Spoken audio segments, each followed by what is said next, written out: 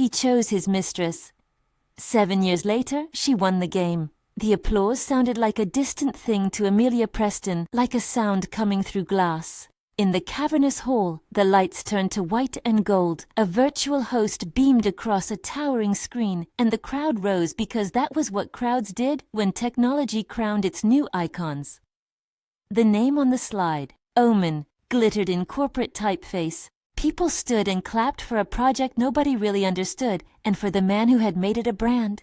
Amelia sat very still. Her palms were folded in her lap around a program she had not meant to read. Behind the smile she wore for the cameras and the polite chat of women at her table, a different clock kept time inside her, slow and meticulous and patient as the watchmaker's tool. 7 years. It was a number that could be said in one breath or lived for a lifetime. She remembered the night she signed the paper.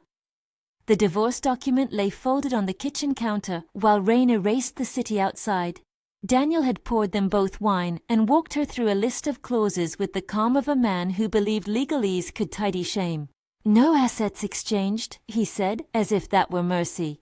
"You'll have the house and the settlement. You'll be comfortable." Comfortable. Behind the word was a ledger of tiny betrayals. The whispered calls after midnight, the missed birthdays, the coldness that masqueraded as business focus. Sienna arrived at the house weeks later with a child on her hip and a face practiced to the contours of victory. She wore Daniel's name like a badge and carried herself through the Preston living room with the assuredness of someone accustomed to being welcomed into other people's lives. It was a staged kind of confidence, the right dresses, the right charity smiles, designed to convert humiliation into normalcy. The world observed and decided which life was more respectable. Amelia had been trained to read machines the way others read faces. When she listened, she heard patterns, where code faltered and where logic made promises. Before she married Daniel, before she had kept house and softened herself around his ambitions, she had been good at hearing those things. She had been called brilliant by a handful of people who owed her little and recognized much. When she walked away, she did not walk into invisibility. She walked into late nights, into the small, stubborn habit of opening her laptop after everyone else had turned in. She walked into margins where she could write and test and set things down, lines of algorithm that had no audience but the night. If Daniel thought that signing her out of the company extinguished her, he did not know how long a quiet mind could hold a flame. People who knew her before had difficulty imagining the way Amelia kept her secret. She used an old notebook with a leather flap, the kind that Zoomers might call retro, and the kind of thing Harrison Blake, the heir who would later matter more than she expected, would notice on a library shelf and ask about. Inside were notes, sketches, versioned phrases of code written in a small, neat hand. She had given the alias Healer to the project partly because it was an affectionate misdirection. She preferred names that disguised what she knew, and partly because she liked the idea of fixing things no one else wanted to look at. Healer began as a solution to a small problem. A stabilizing algorithm that could read the strange edge case data other models choked on. It swam through biased datasets and found a way to smooth contradictions into something useful. Eventually, Healer learned patterns that felt like remedies, subtle fixes that stopped a model from spiraling, adjustments that reduced error without people noticing. Amelia had not started with the dream of fame. She started with the stubborn conviction that if something could learn, it should learn fairly and not break the people it touched. The industry, though, is a theater more than a temple. It rewards the man who makes a spectacle and the company that can turn mess into IPO. Pivot was a neat, marketable name, the early work that had been refined and then folded into Donks Blake Technologies brand. Donks Blake liked simple narratives. A product solves a human problem, a charismatic CEO leads a paying market, investors pour in. Complexity was bad for quarterly calls. Sienna knew how to perform those narratives. She knew how to be photographed where it counted, how to sit near the right donors, how to clap at conferences with the practiced timing of a stage actor, and smile for footage that would run in the morning show's highlight reel. She had learned which faces to flatter so that doors would open. Daniel, who had once loved Amelia's quiet focus, had pivoted toward charm measured in public. He wore his betrayals like armor, the kind of man who believed his decisions were strategic rather than cruel. For 7 years, Amelia watched this theater with the precision of someone cataloguing every cue. She saw Sienna arrive at dinners with the Blake family, watched the way Laura Blake measured her with a sharp brow, and then accepted Sienna's polished apology as evidence of the mistress becoming an asset. She saw Harrison Blake in corners observing more than he said, a man with patience honed into a shield. He was the polite silhouette at family functions, a look that was careful, humor that never overran, a presence that felt like a hinge. People told stories about Harrison's childhood, how he had been taught to carry the weight of an entire family name, but what was whispered behind polite smiles was the pressure to marry, to produce an heir, to make decisions that made their holdings less fragile. Amelia's life had been reduced in public to a neat paragraph. In private, it had become a catalogue of postponements, postponed promotions, postponed recognition, postponed healing. She knew the calendar too well. She could tell by the angle of sunlight through the kitchen window how many years it had been since Daniel had first chosen Sienna. 7. 7 years of waking at 2 in the morning to solve a bug she would not publish under her name. 7 years of hiding notes in old library books. 7 years of learning the contours of an algorithm no one could attribute to her. And yet, despite everything, Amelia's morality remained a compass shaped by restraint. She was not vengeful by nature. When she thought of exposing Daniel, she thought of the children in the company left under shaky systems, of employees who would lose livelihoods if a scandal toppled a firm too fast. Her quiet work had always been anchored in making things right, not in spectacle. But there comes a point where truth is not just a private thing, it becomes a public necessity. The first time their paths almost collided after the divorce was at a charity auction where Amelia had gone out of an obligation she could not conveniently explain. Sienna arrived in a gown that reflected light like polished chrome. The mistress had a ready story about philanthropic interest in education technologies and landed near Harrison in conversation, laughing easily. Daniel presented Omen's progress that night with a smoothness Amelia felt like a bruise. He made predictive phrases and used terms that masked not ignorance but audacity. He had the confidence to present other people's brilliance as his own.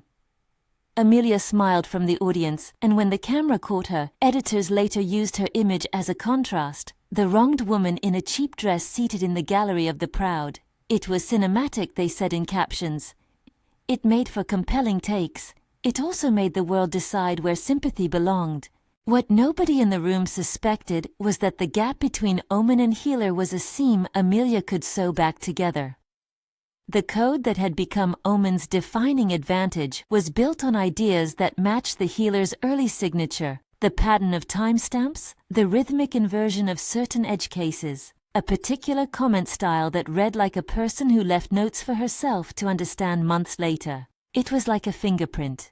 Her proof was not a dramatic file labeled mine. It was minutia, revision histories with metadata, stray comments that only a particular hands-on mind could have written, personal notes in the margins of drafts showing a chain of thought that no corporate ghostwriter could invent. She had kept versions on servers and in burned disks in a shoebox in a closet her ex had never opened. She had kept letters she wrote to herself about the logic of models, drafts of publications she never published because she had chosen to be the household anchor. In the first months after the divorce, she considered quietly contacting an academic she once trusted, Julian, whose name still carried weight at conferences. But Julian had been pulled into Donks's orbit like everyone else. He signed the authorization papers that handed over the early drafts, and his conscience, if it existed, had been trimmed into neat professional language. He would be useful in a legal hearing, but reluctant to step outside the line that kept bread on some people's tables. So Amelia kept working alone. She taught her fingers the small tricks of obfuscation that let her continue to create while remaining a ghost. Healer grew not just in code but in myth. Among a few clandestine message boards and in the whispers of one or two reputable researchers, Healer became the whisper people used to explain miracles of model recovery. The industry named what it could not see. Sienna's child was another measure of the years, an infant who became a toddler who campaigned at charity balls with his mother's practiced arm around his waist, who would later become the unintentional symbol of Daniel's new life. The public had the neat narrative it likes. Abandoned wife, successful company, mistress as modern partner. The camera loved that arc. Cameras tell us what to feel because it is easier to clap in a crowd than to ask hard questions. When Donks Blake announced a push for IPO, the house of cards tightened. The IPO was not simply a financial event, it was a coronation. If Omen was presented as the crown jewel, the company would translate prestige into capital and lock the Blakes into a future shaped by market valuations. Investors signaled they would trust a polished narrative. For Amelia, the IPO window was a threat and an opportunity. If the company sailed into the market claiming Omen as original work, the space to correct the record would close quickly. Regulatory windows and rights of way compressed accountability into a smaller and smaller time frame. Harrison mattered in these calculations because the Blakes sat across the table from Donks every time a major decision landed. He moved through the family like a quiet current. Even when he was not in the room, there were traces of him. An opinion given in a boardroom that would settle like dust on arguments, a recommendatory email, a private call. His interest in Amelia was by degrees. A hand reached out, a phone call that began with old loyalty, a line of sympathy when someone needed a friend. The first time Harrison's concern felt like more than courtesy, it was over a hospital visit. It was a small bureaucratic emergency that could have been dismissed. One of the family's charity trustees had a cardiac scare, and Amelia was asked because she knew the trustee's daughter from a volunteer project years before. Harrison stood in the corridor with the economy of someone who had been taught not to overshare. He spoke to Amelia in a voice lowered to spare attention. "You look thin," he said. There was no flirtation in it, only an assessment rendered privately as if wondering whether a fine vase had been cracked. "You should eat." Amelia smiled and named a joke about her poor cooking. He nodded and said nothing more. Later in the car, she would discover a note tucked into her purse, tickets to a small exhibition he thought she would like. An oddly intimate gesture from a man who otherwise moved like a chess piece and not a person. Family pressure at the Blakes manifested as rituals. There were dinners where the elders measured the substitutes for heirs, where Laura Blake's eyes slid like rulers across a table to find loose corners. "We need someone who can carry this forward," she told a gathering once, meaning both the business and the legacy.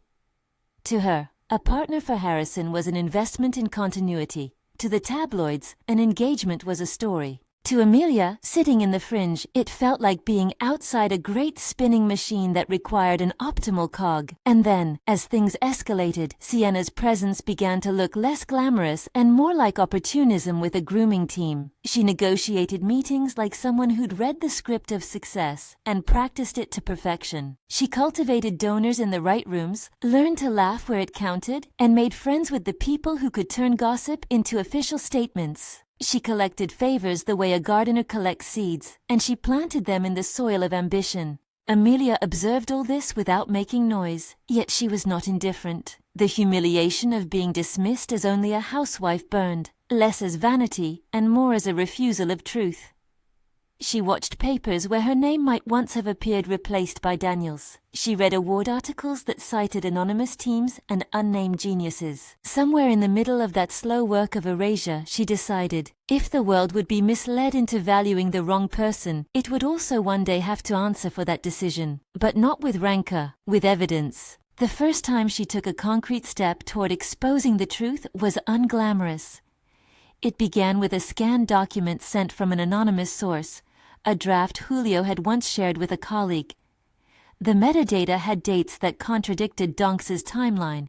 A buried comment in an old academic draft used a phrasing only Amelia used. She had labeled one of her notebooks with a small private header. Healer Vive JA. JA for Julian Anderson, a shorthand for a collaborator too long ago.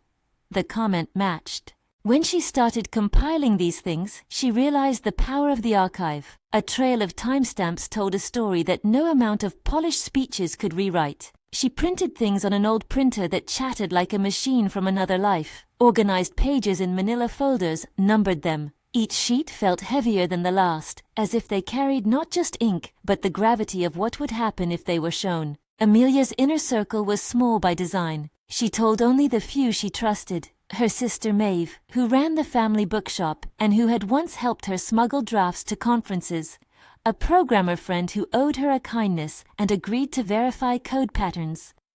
And in a half-confession that felt risky even to write in her head, Harrison Blake. He had not been invited into the conspiracy so much as noticed by it. When Amelia sent him one quiet email, a single attachment, and the words, "Look at this if you have time," he returned with a short reply simple as an anchor. "I've read enough. Call me." He did not move like an ally at first. His support came as small, unmistakable acts. He would ask questions that showed he had read the evidence closely, not theatrically. He would speak to her in a low voice about legal counsel and the timing of disclosures. He clarified family meeting times and the pressures that had led Laura to lean on public relations the way some women leaned on prayer. His steadiness would become the kind of thing one could build a life on, though Amelia did not yet know that she would need to. The world pushed forward at its schedule while Amelia prepared to move at hers. Donks Blake announced a summit where Omen would be presented and analysts would be invited to see the next generation in action. The summit would be a media event, a visible stage where a product's story could become gospel. Media cycles would feed on the footage and reorder the facts to suit ease of narrative. For Amelia, the summit was the moment the truth either stayed hidden or broke open. Even as she gathered files and timelines, Amelia kept the parts of her life that were private. There were quiet mornings walking the neighborhood, time in the bookshop with Maeve, and the occasional small pleasure, a coffee made strong enough to wake her thoughts, the way sunlight hit the backs of books. These were anchors. The truth she would present was not revenge, it was restitution. She wanted the record corrected, not to humiliate for sport, and she kept asking herself what the endgame would be. To recover credit? To prevent a future collapse that would cost people their livelihoods? To make sure that the models people relied on were not built on stolen keys? Sienna, for her part, moved through the world like someone who had never had the quiet luxury of looking inward. She had learned to weaponize ease. At a fundraiser, she clapped at the right moments, whispered the correct compliments, and found her way to the center because that was the kind of talent she possessed. But ease is not always the same as competence. Where Amelia saw systemic flaws, Sienna saw only their utility as props. Daniel's line of defense, when the first stray online comment questioned authorship, was arrogance. He smiled in interviews and deferred praise to a team he had curated to be nameless. Innovation is a group sport, he told a journalist, which was convenient shorthand for mine without stating the word. He used legal teams the way some people used a second coat of paint. In private, the tension in him was less theatrical and more animal. The slow panic as a chip in the armor resonated. He noticed the flicker of attention on Amelia at conferences and interpreted it as jealousy rather than competence. He had trained himself to believe that his decisions had been strategic, that his marriage had been a trade in convenience, one of many transactions that had felt inevitable because he wanted them to be. When her absence from a boardroom was convenient, he accepted it. When her presence threatened his narrative, he began to nag at the seams. On a cloudless October morning, the company dropped a press release. Omen's preview was posted with a glossy video. Smiling engineers, a child's face lighting up on a tablet, a CEO in a modern office declaring, "This is the future." The story was tidy, distilled. It made for the sort of visuals that investors eat for breakfast. Among the line items was an invitation to the summit, a weekend event, live prototypes, and a panel discussion featuring the company's lead scientists. Amelia read the release twice. Her hands did not shake, but a coldness passed through her, as if someone had opened a window into a winter she thought she had left behind. The summit was the kind of stage that rendered nuance invisible. She saw already the camera angles that would frame Sienna as co-author, the talking heads repeating the company's narrative. She imagined the regulators reading a tidy timeline and assuming the rest would be standard procedure. She could do nothing and watch as the narrative hardened, or she could step out from the years of silence and offer the proof she'd collected. But stepping out required an arithmetic of risk. If she moved too late, the legal machinery would be clogged with investments. If she moved too soon, the story would die as a rumor. She was not reckless, she was precise. At a small cafe on the edge of the district, she met Maeve and the programmer friend Thomas. They sat at a table with the folders spread like a tribunal. Thomas ran his finger down a printed line of code and nodded when he saw the comment style he had recognized in a collaboration years earlier. "It's her cadence," he said. "For technologists, Cadence is a signature as unique as a tone of voice, the way someone leaves comments, the punctuation they use in variable names, idiosyncratic grammar in quick notes. Once you had been in the habit of reading a mind through its code, you could spot a handwriting that others missed. "You understand what this means?" Maeve asked, though the question was rhetorical. Both men and women at the table were used to a certain economy of action. They had strategies for pressure, where to place a claim, whether to first go to a journalist or a regulator, how to approach Julian without causing him to shut the door. For each option there was a cost. Amelia looked at the hands that held the paper, the small smudges of ink on Thomas's fingers from years of late-night debugging. She decided to do something that had her in it as a measure of last resort. She would attend the summit not as a ghost, but as a witness. She would not begin with an accusation, she would begin with a question. And in public, when the spotlight turned its warm eye on Omen, she would be there to ask that single necessary question. Who authored these foundational ideas? When she told Harrison in a brief late-night message that she planned to attend, his reply came measured and bracing. "Be careful," he wrote. "This won't be tidy. If you want my counsel, I'll be available." He arrived at her door 2 days before the summit, as if proximity made courage less lonely. He stood in the dim porch light where the shadows kept him quiet. His presence made the world feel like a room that could be rearranged. "You sure?" he asked, the way someone else might ask if she had considered the time of day she was taking a train. "I'm sure," she said. The word in her mouth felt like a key. "I have the notes." He looked at the manila folders at her feet as if weighing a thing of small, fragile value. "If you want me to be at the meeting, I'll be there." She considered how much of her life she wanted to reveal. She did not want Harrison for the reasons others wanted a man like him, status, safety, but she had learned, in the span of years, that steadiness mattered. He had already, without naming it, provided small protections, an attentive ear, an unfancy offer to connect her to counsel without fanfare.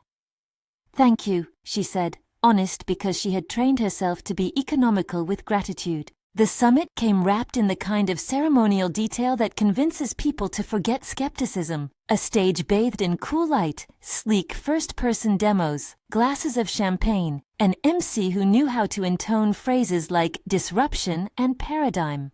Amelia entered like someone who had rehearsed invisibility and then decided to try being seen. People turned their heads. Cameras found faces for the broadcast reels. She kept her folders under her arm like a shield. Sienna stood at a podium in a dress that drew attention the way a bright color can insist on being noticed. She smiled at the camera with a practiced warmth and introduced a demonstration, an interaction meant to show Omen's human-side sensitivity, how it could anticipate need. The demo was smooth. Applause rose. Investors whispered. Analysts scribbled. Daniel grinned in the front row the way a man who recognizes his own image on a screen grins. As Sienna spoke and the demonstration played, Amelia felt the proximity of her work in the little things. A line of code flashed, a peculiar marker on a slide, a phrase repeated in the demo's scripting that had once been a dog-eared note in her notebook. The staccato of her breath matched the pulse of the stage lights. She looked for Harrison in the crowd and found him near an exit, his posture casual, his eyes steady.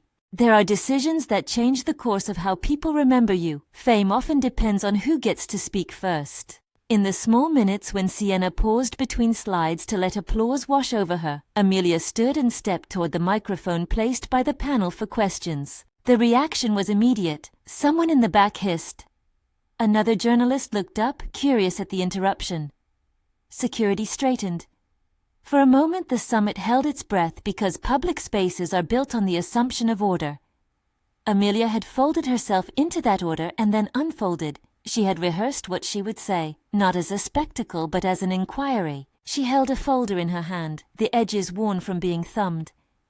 She had 3 pieces of proof she thought would be indisputable in this particular room: a time-stamped draft, a page with marginalia in her handwriting, and a short list of code comments whose grammar and variable naming matched her personal style. The microphone was cold against her palm. She could have asked for the moderator's courtesy, could have requested a private meeting.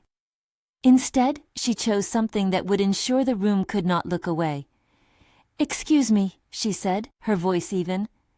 "Who authored the healer algorithm underlying Omen?" It was not a scream, not a dramatic accusation, just a question delivered plainly into a hall full of people waiting to be reassured. The question did the work of a small bomb, not because it was loud, but because it refused the assumption that the story being sold had gone unchallenged. Daniel's smile thinned. Sienna's hand clenched the podium as if to steady a suddenly brittle composure. The cameras pivoted because the cameras always turned toward the possibility of story. Amelia waited for the standard response, the practiced shrug, the deferral to the company line. She had prepared for that. What she had not prepared for was the way a rustle of movement at the edge of the stage announced a different actor stepping into place. Harrison, moving through the crowd in the understated way he had always leaned toward things that required more than a headline. "Miss Preston," Harrison said as he reached the microphone after clearing his throat. His presence cut the room like a hand through smoke.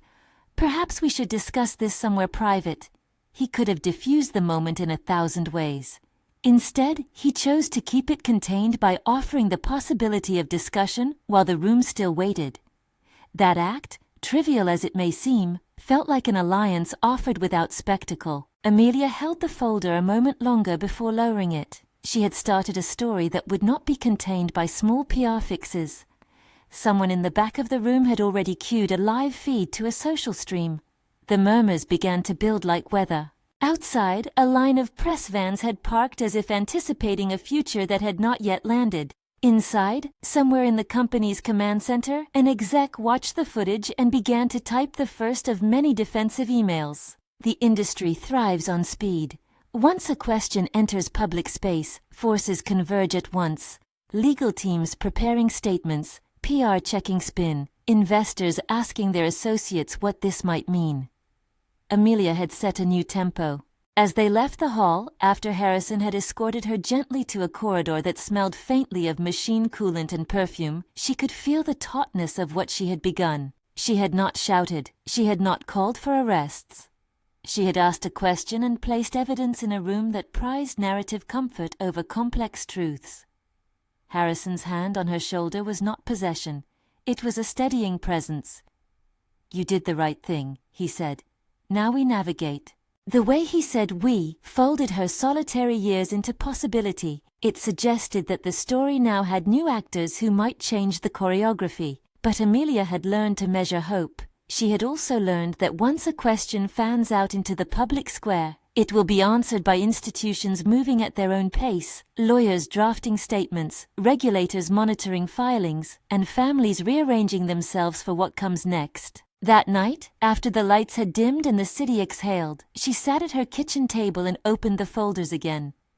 The documents gleamed under the small lamp like bones in a box. She catalogued what she had done and what it might cost. There would be consequences, privacy breached, tempers flared, livelihoods in danger, but there were also obligations that made action necessary. She had not chosen this for spectacle. She had chosen it because truth matters when it protects the vulnerable and holds the powerful accountable. In an upstairs bedroom in another part of the city, Daniel learned of Amelia's question the same way the rest of the world would, through the ping of a breaking news alert and the slow slide of a man realizing that the script he had written for himself could be rewritten by someone who had been discounted. His first instinct was not contrition, it was calculation. He rang his counsel and began to organize a narrative of his own. Sienna, watching her prepared speech rolling across the news tickers, understood too that the story had shifted. She dialed a contact and asked for damage control. For the first time in years, the prestige that had seemed secure felt unsettled. Throughout the weekend, the exchanges multiplied. An academic blog picked up a snippet about timestamps. An industry analyst wrote a cautious piece about provenance and the ethical use of code. A regulator sent a terse, obtuse request for documentation to Donks-Blake's legal team. It was not a collapse. It was the beginning of scrutiny. Amelia slept for 2 hours. She woke to headlines that were careful and curious. The world loves a reveal when it fits its appetite for drama. It is less interested in subtleties. She would have to translate proof into clarity, She would also have to stand in a space filled with expectation and not let her motives be misread as vengeance. When she opened her door the next morning, there were flowers on the mat, white lilies with a note in Harrison's hand, for clarity, for courage. Her throat tightened. She did not belong to anyone because she had chosen not to belong. But there are people whose hands steady you in the storm by simply remaining where storms gust. Maeve called to say that a friend in regulatory affairs had hinted that auditors had flagged discrepancies in submission timelines. Tomas reported that an outside server had begun to ping contacts who should not have had access to their old drafts. News feeds were careful not to draw a line too far ahead. The legal world moves by inches while reputations crack by headline. Amelia walked through the city a little later and watched faces in coffee shops and taxis as if looking for the effect her question had produced. In one window, a journalist filmed a short piece and said her name aloud, mispronounced once in that graceless way the press uses when it is impatient to move on. In another, a client who had once solicited Amelia for freelance work stopped when he recognized her and murmured that he was sorry for what had happened. Words of apology sat awkwardly in public spaces. They are often too late. 7 years had taught her how to steel herself for the brazenness of other people's choices. She had also learned how to wait. The summit had been her starter pistol. The race had begun. She had not intended to start a war. She intended to correct a lie. But wars have momentum. They draw in not only the primary combatants, but all those who orbit them. Junior engineers who fear layoffs, investors who fear losses, family elders who fear reputational collapse. Each actor brought a self-interested logic that would complicate any simple narrative of justice. Late that afternoon, a courier left an envelope on her stoop. Inside was a terse note in a corporate font, an invitation to a closed meeting with a representative from the Blake Group. It was an odd courtesy, formal and lightly urgent. The meeting was scheduled for 2 days hence. Amelia held the paper and felt both the small thrill of being acknowledged and the old fist of dread. Meetings like this could be opportunities or traps. They could be preludes to an apology, or they could be attempts to placate and divert. She had to go with a plan. She responded simply, "I'll be there." It was a step that mattered. Going to the meeting meant more than attending. It meant negotiating the line between exposing a truth for the public record and protecting the people who might get hurt in the immediate fall. It meant trusting that Harrison, who had offered much but demanded little, would be a steady presence in a room where alliances would be tested. At night, she lay awake and reviewed the old drafts in her head. The particular annotation style she used in late edits, the way she labeled edge case bug fixes, the line, "If it learns, it should not harm," scrawled in a margin. She thought of the things she had given up for the life Daniel had promised her, the ease of being visible in the professional world, the small daily conversations with colleagues about work, the right to claim her own creations. The sting of those losses remained, but deeper than the sting was the knowledge that she had not wasted her life. She had built something that could not be owned by those who refused to name their debts. At dawn she packed a small bag. The meeting with the Blake Group promised to be the first moment when a family as powerful as the Blakes could choose to protect those under their banner or prioritize their own interests. Harrison had always straddled that line, and Amelia had learned to appreciate the difficulty of the posture. Responsibility is heavy. It does not build character so much as reveal it. Outside, the city stretched into morning, indifferent to the human dramas unfolding inside boardrooms and kitchens. The truth had been asked for at the summit. It had been offered quietly into a network that preferred tidy narratives. Now it existed in a space where institutions would test it, where lawyers would sift, and family name would weigh. Amelia felt the tilt of history in small increments. A journalist's careful question, a regulator's email, an investor's narrow face. She did not know the outcome. That was the point. She had acted not because she felt certain of victory, but because the act of asking the right question was itself a moral obligation. As she stepped into a car that would take her to the Blake Group's headquarters, she folded the manila folders once more and placed them against her chest like a book of prayers. People who had called her timid for 7 years would now have to reckon with what she had kept close. The city blinked by. Doors rose like stages. In another house, Sienna watched the morning news and rehearsed responses. In a downtown office, Daniel scrolled through legal memos and tried to manufacture a narrative that would hold. The first act had ended. A second, more brutal one was forming. He had chosen his mistress, and for 7 years she had sat at the center of his decisions. But there are turns of time where the stage shifts, where choices made in private meet the public square, and the quiet person once left off the marquee becomes the one who decides whose name will stay. Amelia breathed in as the car took a corner. The moment felt like a hinge. She was not naive about the cost of truth. She had long ago accepted that reclaiming authorship would not only restore credit, but also open old wounds. She had decided the risk was necessary. At the building, the reception took her temperature with a practiced politeness. She signed the guest log and handed a copy of the folder to a clerk to be scanned. That small ritual, data turned into official record, felt oddly symbolic. She was not merely speaking into a camera, she was putting her story where it could not be easily swept away. Harrison met her in a glass-walled conference room, where the city pressed itself against the horizon like a witness, his presence steadied without overshadowing. He did not speak in platitudes. Instead, he said quietly, "We will be precise." "That's all I ask," Amelia answered. Precision in a world built on rumor and spin was all she asked for. Not spectacle, not revenge, just the particular stubborn truth that could be verified with ink and timestamps. The conference room at Blake Group had the kind of light that made everyone look more careful than they felt. Laura Blake sat at the head of the table, a statue in silk and disapproval. Grandpa's eyes tracked from face to face like a man counting the pieces in a game he had played for 60 years. Julian was there, his jaw more set than Amelia remembered. The academic's invitation by the Blakes had seemed to be a gesture of neutrality, but neutrality frays when reputations are on the line. Harrison pulled a chair beside her without speaking, as if proximity could be a small argument in her favor. "You understand what is at stake," Laura said, not to Harrison, not to Amelia, but to the room as an institution. Her tone implied a ledger in which names and shares and legacy all had neatly placed decimals. Amelia placed the manila folders on the table and let the paper speak in the silence that followed. The evidence did not glitter. It was ordinary. Printouts with timestamps, marginalia in her unmistakable shorthand, file histories that traced a line of development months before Donks's claimed provenance. There were notes to Julian, old, slightly apologetic emails that showed collaboration years before the company ever attached a logo to the work. There was a page torn from the battered notebook she kept under her pillow for years, a single line scrawled under the header, Healer Vi 1, "If it learns, do no harm, AP." Laura skimmed with a face that tried to show neither surprise nor recognition.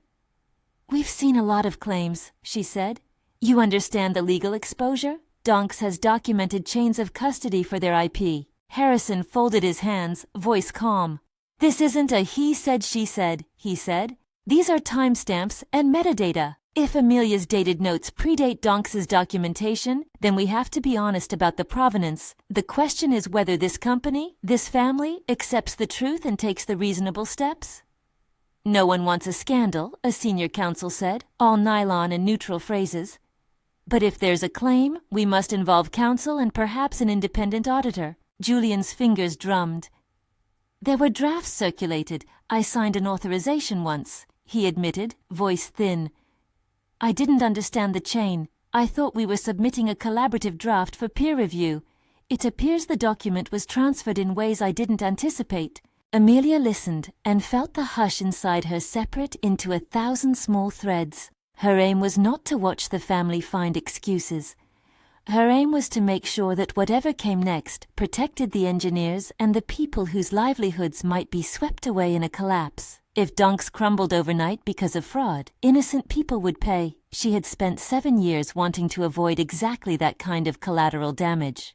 "If you would like me to leave," she said, voice steady, "I can—" "No," Harrison interrupted. "You stay."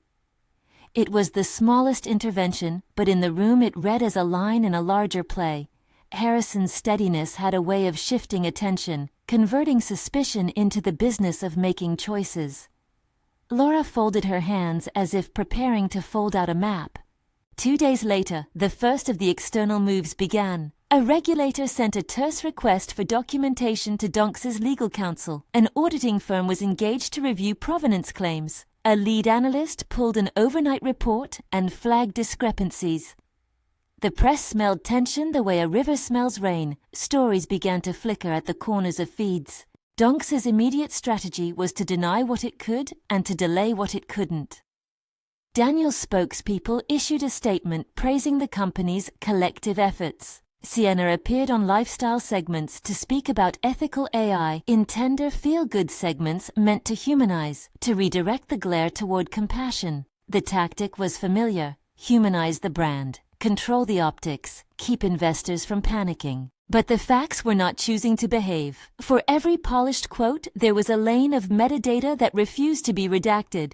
Journalists with scarce patience began to probe the academics who had signed off on early drafts. Julian, pressed by 2 reporters, admitted that he had not expected the draft to be repurposed as proprietary IP. His admission did not read like a confession so much as a mea culpa that belonged to a different life. On the 3rd day after the meeting, an industry blogger with an ethics beat published a careful piece that mapped out the timeline with screenshots of dated drafts and a photograph of Amelia's notebook page. Blurry, not glamorous, but legible to those who had spent hours searching for provenance in code. The piece asked the blunt question the summit had echoed: who was Gila? Investors are fleet-footed. They can be loyal when the narrative is tidy and merciless when it is not. Donks's lead underwriter demanded an immediate review. Investment banks convened emergency calls.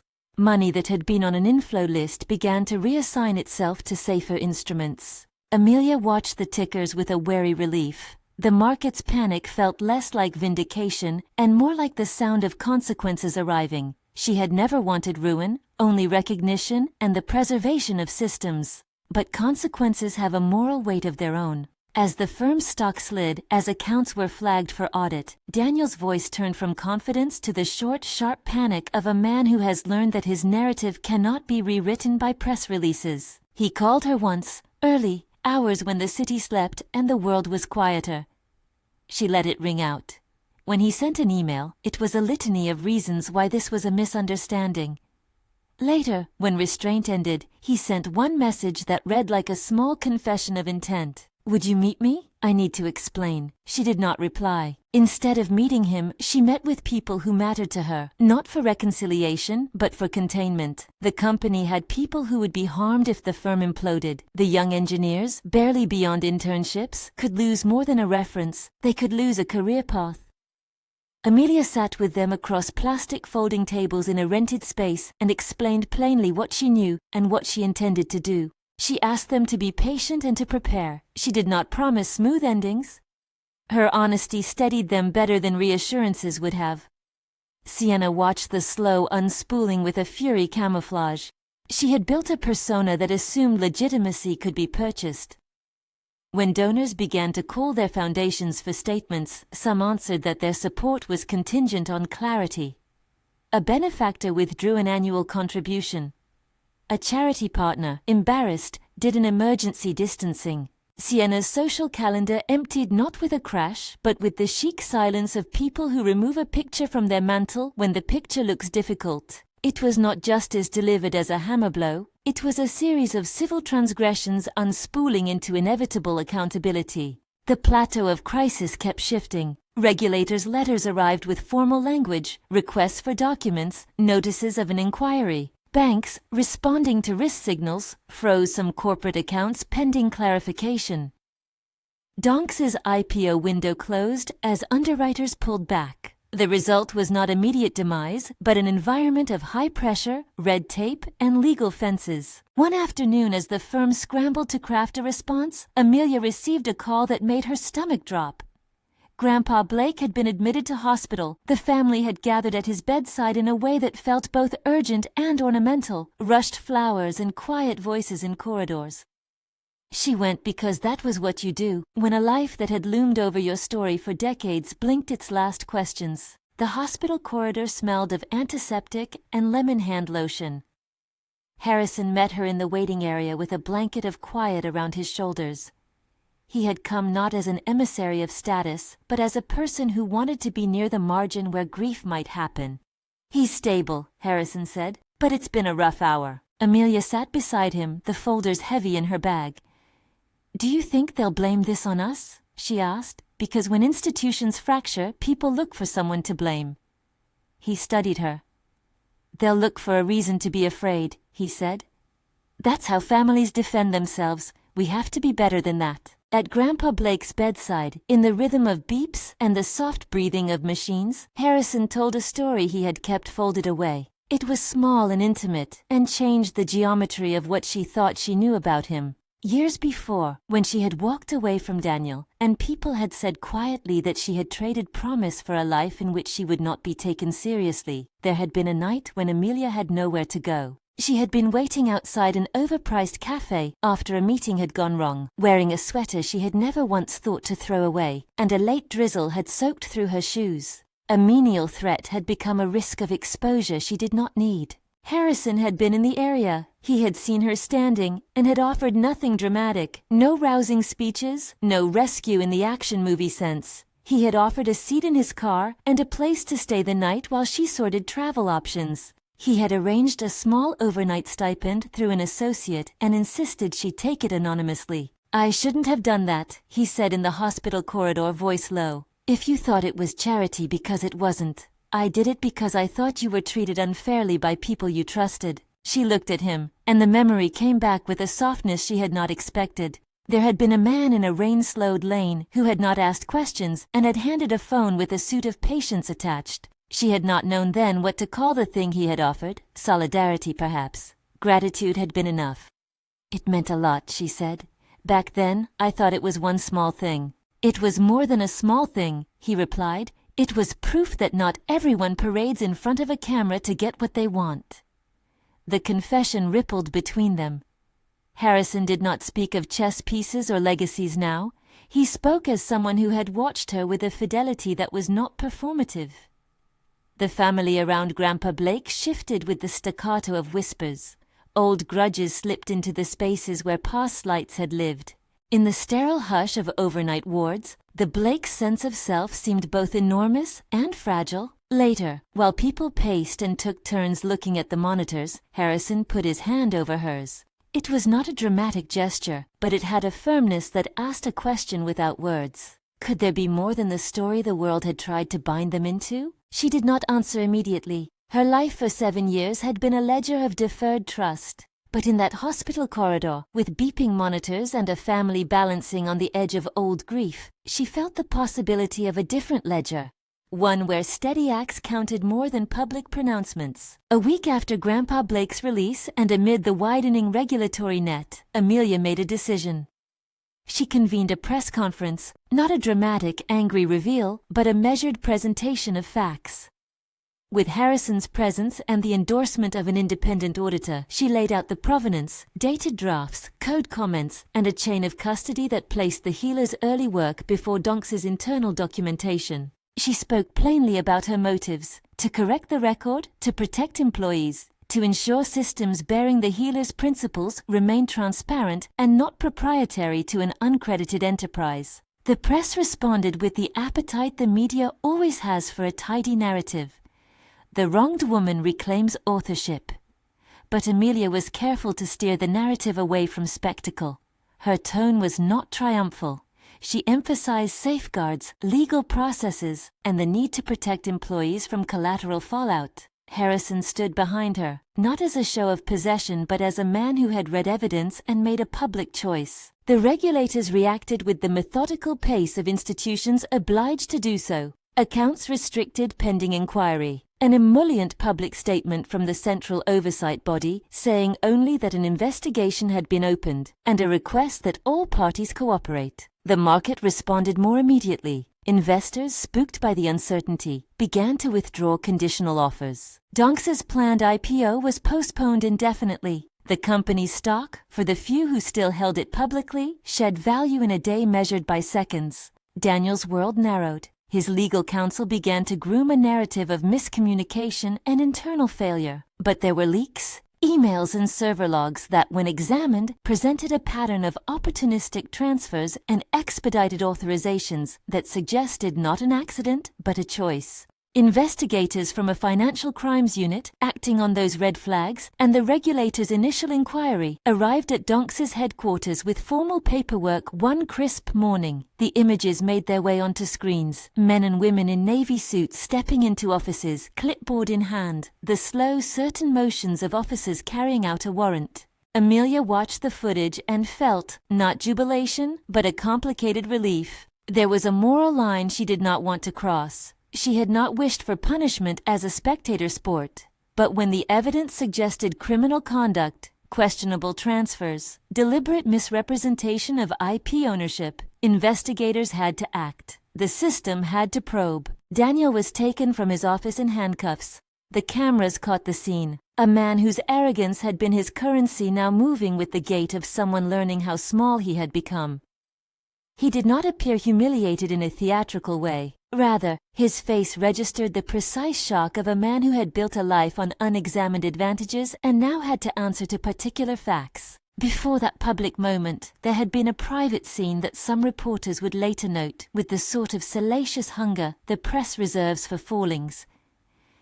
Daniel went to Amelia's building the day before the investigators arrived, the rumor-sprinkled evening when the city was already whispering about subpoenas. He stood on her stoop and asked, in the thin voice of a man unarmed by pride, for mercy and for a place back in a life he had left. "I made choices," he said, and the sentence halted between them like a question mark with jagged edges. "I was wrong. Please, we had years. We can—" She listened. The rehearsed pleadings he offered were a map to everything that had gone wrong, a confession of the calculus that had seemed to him rational and to others cruel. Amelia saw for the first time without the buffer of a courtroom the way his hunger for reputation had warped into a need to be restored. She closed the door on him before tears could form, not cruelty, just an immovable, quiet refusal. She owed him no reconciliation. The act of closing the door was not a petty revenge, it was an arithmetic of dignity. She would not be a place to patch his conscience. When he was taken the next morning by the financial crimes investigators, some whispered that justice had been delivered. The legal system was only beginning its work. Arrest is not conviction, but there was a public accounting taking place. Sienna, watching from the periphery, felt the foundation under her feet rubbing thin. Donors pulled back. Invitations were rescinded. Her social climb flattened under the weight of association. Through it all, Harrison's support did not read like opportunism. He used his influence in ways that protected people. He mobilized legal counsel to ensure the engineers' contracts were shielded from reckless termination and insisted on votes in the Blake boardroom to create a trust that would hold IP rights in a manner that protected users and employees rather than merely trimming shareholders' dividends. He pushed asset transfer proposals quietly through committees, aiming to convert a legacy into a platform that could sustain the healer's ethical intent. There were critics who said he was romanticizing, that his interventions were idealistic and perhaps naive. But stewardship is not always sanitized. Harrison's acts carried cost. He faced pressure from his family to repair the public image quickly, to choose convenient alliances instead of principled ones. He chose the principled path. One evening, after a town hall meeting where employees had asked difficult questions and Harrison had responded without platitudes, Amelia found herself walking home with him beneath the faint luminescence of street lamps. The city breathed around them, muffled and attentive. "You didn't have to do any of this," she said. "You could have stayed polite and let the Blakes wash their hands." "I could have," he said. "I didn't think that was who I was." "Why did you stay?" she asked, not because she needed the answer, but because she wanted to know the shape of his reasons. He stopped and looked at her with an intensity that made the city feel small. "Because a long time ago you trusted me without asking for anything," he said. "You trusted me when it would have been easier not to. I wanted, I don't know, to be the kind of person who honors that." The admission was less like a claim and more like a book put down on a table. It asked to be read. Their relationship did not become a melodrama overnight. It was work, days of legal strategy, and nights of quiet cooking in a small rental kitchen when she needed the comfort of ordinary things. They learned each other's rhythms. Harrison learned to listen in a way that took weight off her knotted shoulders.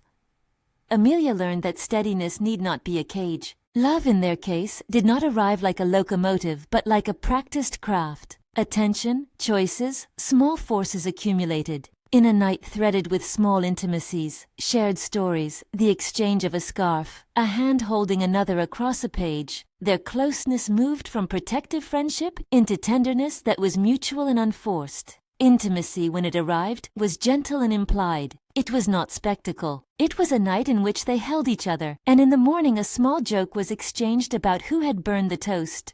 Weeks later, a pregnancy test, taken in the privacy of a small bathed bathroom, was positive. The result did not land like an edict, but like an additional fact about how lives move forward. They told Maeve first, because she had been Amelia's most loyal confidant. Then they told a circle of close friends. The timing complicated things. The regulatory inquiry continued. Donks's restructuring was ongoing, but there was also now a seed of future that had to be tended gently. When Harrison learned, he folded Amelia into a hug that had the solution of a person who was willing to accept consequence and reward in equal measure. "We will do this together," he said simply, as if he had a ledger of plans in his head, and he put them away like a man who knew how to make things real. There were those who whispered about timing, who said this was a social lift wrapped in romance. The tabloids scenting drama speculated. Amelia had grown used to the world reading her private life like a headline. She ignored the noise. The pregnancy meant she would have to make choices different than before. Medical appointments balanced alongside hearings, quiet afternoons for naps instead of frantic court filings. She became careful in new ways. The legal inquiry, now more formal, produced results that were not dramatic so much as inevitable. Investigators documented questionable transfers of funds and issues with Donks's internal authorization processes. Arrest had already been made, subpoenas continued. Civil suits appeared in the paper's legal notices column. Sienna faced professional ostracism, losing backers and invitations. Those who had once found her a useful accessory now judged the cost of proximity too high. At the company, the board held emergency sessions. Harrison proposed a trust that would put Healer's IP into a foundation-like structure, with oversight from a panel of independent technologists, ethicists, and employee representatives. It was a radical step in an industry that preferred the short-term returns of market fireworks to the slow work of stewardship. Laura grumbled, but signed, because sometimes families sign the papers that keep reputations from becoming graves. The emotional costs remained.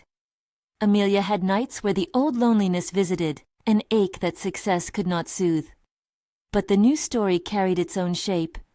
Colleagues who apologized with awkward sincerity, an industry that now cited Healer's principles as a standard to be emulated, and the quiet hand of Harrison on her back during moments when she spoke at hearings and to panels. Her name regained a traction that had nothing to do with tomes of gossip and everything to do with verified contributions. Daniel, meanwhile, asked for meetings with people who had once been his patrons. He made speeches to journalists that read like thin apologies. He begged for a chance to explain that he was misled and that the structures were complex.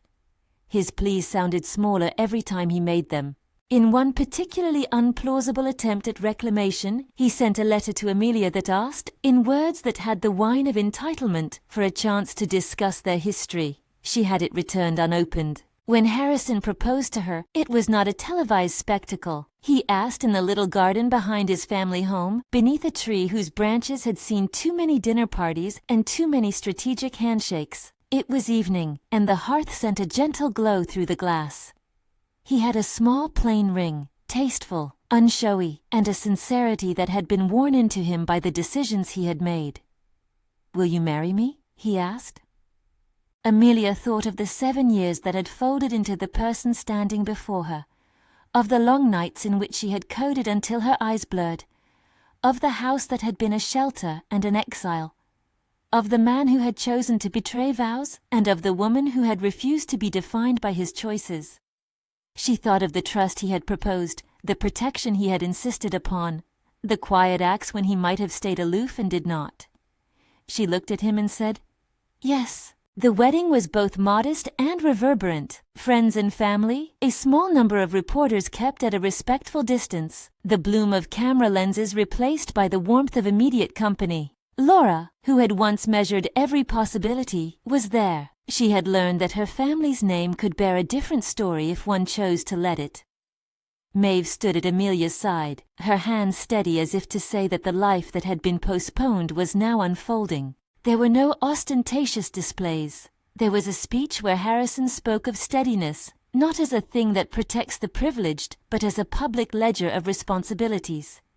He spoke of Amelia's intellect, not as a footnote to his family's holdings, but as the reason the world could proceed with care. He spoke of a child he hoped they would raise, of ethics in engineering, and of the need to make institutions accountable. Outside, Daniel watched the news on a phone in a lawyer's waiting room. The cameras had caught his mouth in a sliver of desperation the week of the trial hearings. He had tried to speak to the assembled press about a mistake that had been made, but when a journalist asked whether he had ever truly acknowledged Amelia's work, his face tightened and he looked away. He would stand in courthouses and answer questions, but when the wedding photos went up, Harrison and Amelia under the sun, smiling in a way that felt complete, he felt the slow, corrosive knowledge that his choices had lost him not only a marriage but the narrative he had built. He came to Amelia once more later, months after the wedding, not to beg for reconciliation but to ask for something simpler, a word that might smooth an image. He found her on a terrace with Harrison, holding a notebook and looking at the skyline as if cataloguing a plan. He fell to his knees, an act that some might call theatrics, but felt more like the unadorned version of a man finally willing to show how diminished he had become. "Please," he said, "just tell me, say anything, help me find my dignity." Amelia watched him, and in the moment she thought of the pages she had kept, and the years she had invested into quiet labor. She thought about the people who had lost jobs because of mismanagement, and the young engineers who now had an IP structure protecting them. She thought about the man she had once loved, being reduced to a petitioner on a ground that had been his own making. She walked past him without speaking.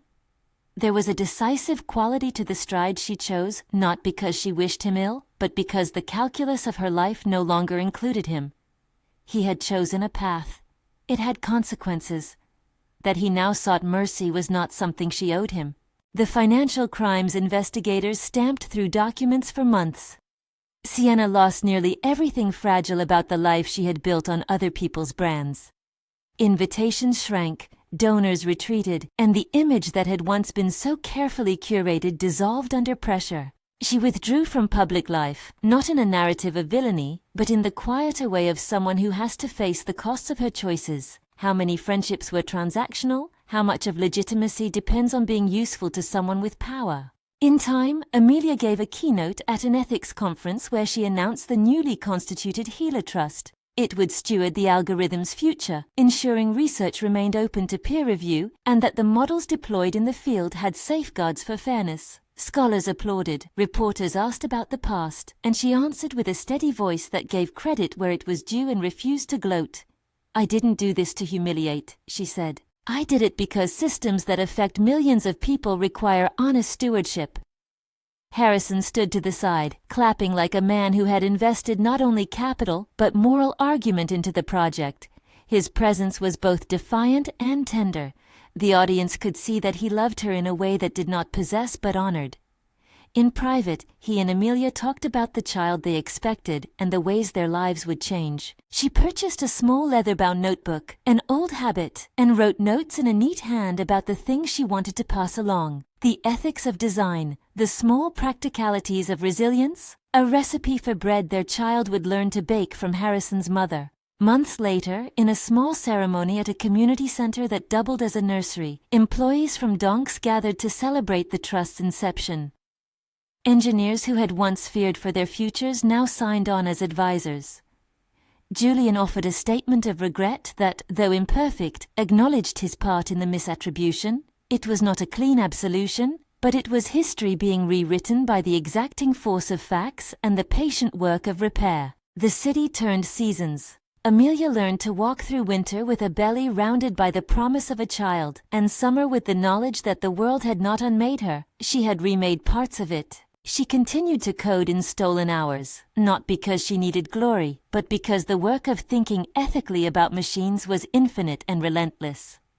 Her notebook filled with sketches, notes, and small, kind instructions. On a quiet morning, months after the arrests and the formal hearings that would stretch for years in courtrooms, Amelia sat at a window watching sunlight come through the glass. Harrison read at the table a few feet away, their child kicking faintly where he had been nested for weeks. Maeve rang with news that the bookshop had a new shipment of obscure technical manuals that someone thought might interest Healer. The small comforts of ordinary life had the strange gravity of the thing she'd wanted for so long. Sienna emailed once, a short message that read as an apology. Amelia did not reply. She had no desire to open wounds she had finally sutured closed. Daniel, in the papers, offered the paltry public statements of a man coming to terms with the consequences of his decisions.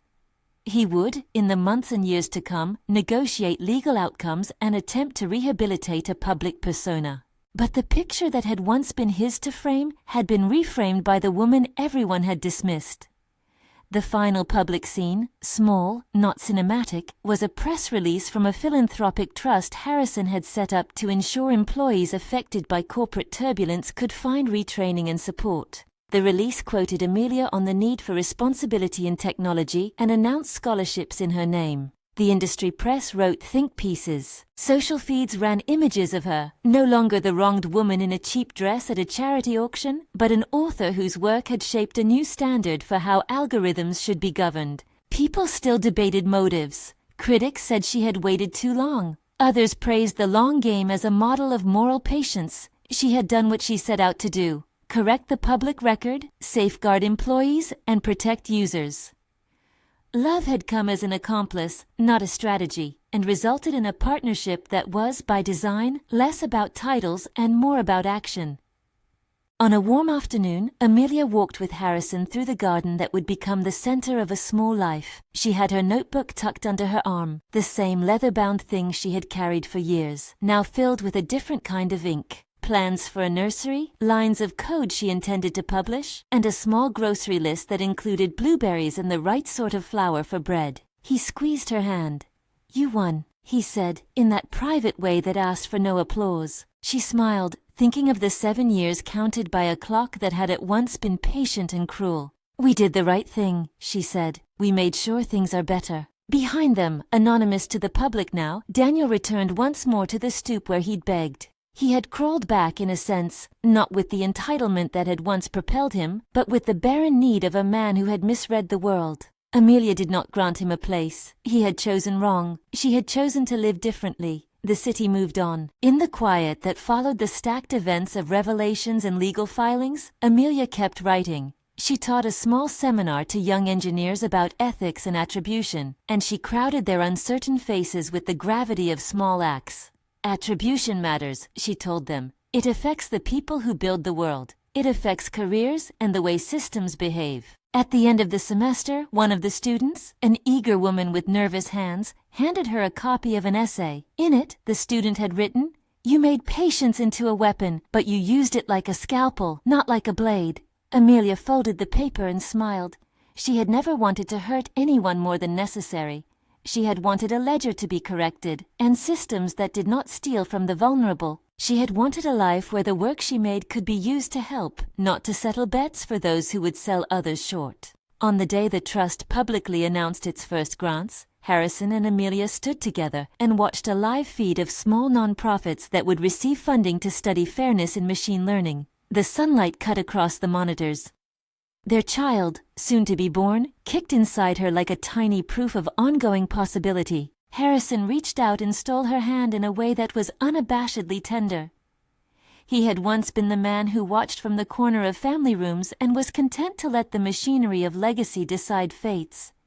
He had changed, not through grand gestures, but through the quiet, resolute work of choosing what and whom to protect. He had loved her in the ways that mattered. For Amelia, the victory was not a trophy. It was a life regained, a professional identity restored, careers preserved, a child on the way, and a marriage that functioned like a commitment and not a coronation. The man who had chosen his mistress had, in time, crawled back only to find that the life he left could not be rewound. The woman he had abandoned had used the patient labor of 7 years to reclaim authorship, respect, and a future. The court of public opinion would always tell its own stories.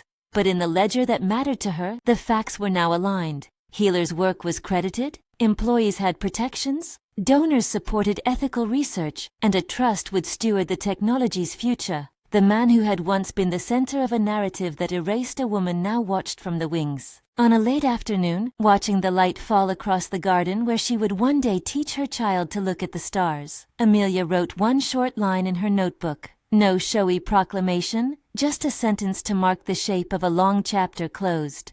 He chose his mistress, she wrote. Then under it, with the neatness of a hand that had written code and corrected errors for years, she added, 7 years later, she won the game, quietly, justly, and the man who left her came back to a door that would not open.